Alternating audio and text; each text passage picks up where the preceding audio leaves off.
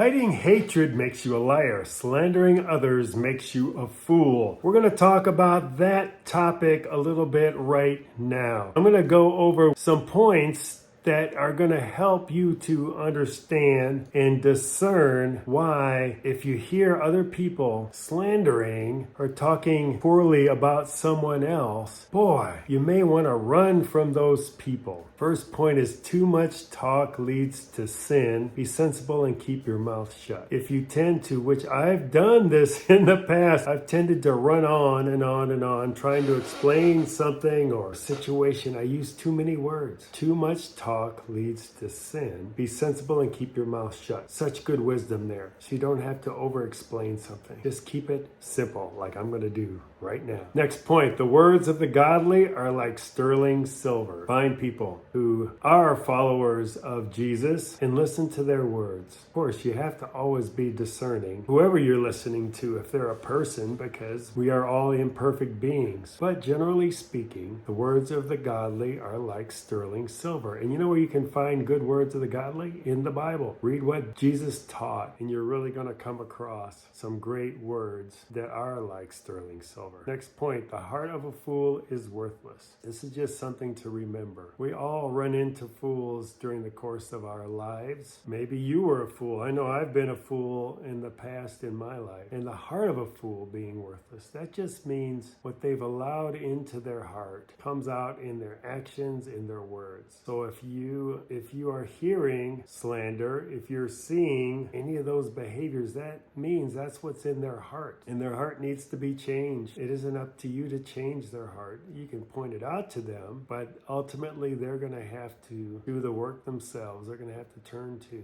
Jesus, in my opinion, to work on their heart. Next point, the words of the godly encourage many. That leads right back to the Bible. And I would focus in on the encouragement. If you're sharing words of encouragement with others, it's not only going to encourage them, it'll encourage them to encourage other people. If you call yourself a follower of Jesus, your words, if you use them to encourage others, can end up encouraging many. But you just go one step at a time, one person at a time for your encouragement. And the next point, fools are destroyed by their lack of common sense. Common sense is something that it is a sense that you have. I think the message for me in this one is it's not up to me to point out to people whether they have common sense or not. Oftentimes, if you just sit there and listen, people will reveal themselves to themselves, and they can do the work that needs to be done. In my life, where this probably first came up is I learned this lesson early on, or at least I heard the lesson. And it was something like, if you hear somebody is gossiping or they're talking to you about somebody else, what is it that they do when you're not around? Are they talking about you to somebody else? Ooh, and that fits right into slandering makes you a fool. Anytime you're gossiping, anytime you're talking about someone else with an intent to bring them down or dishonor them or discredit them, if that is your goal, be careful, because that can make you a fool. I can think back in my life where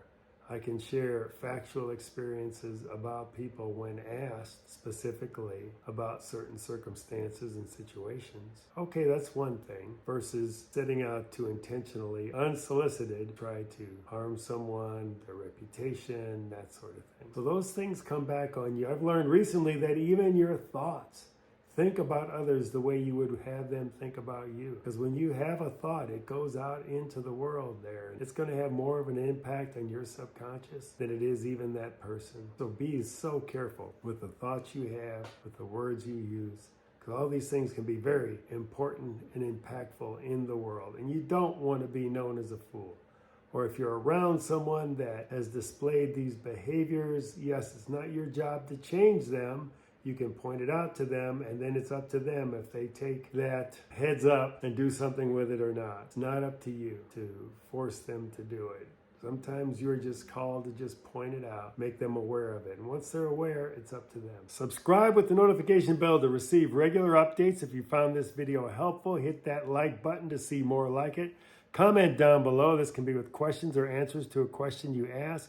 And we will see you next time on the journey from isolation to community, where the next step beyond is freedom.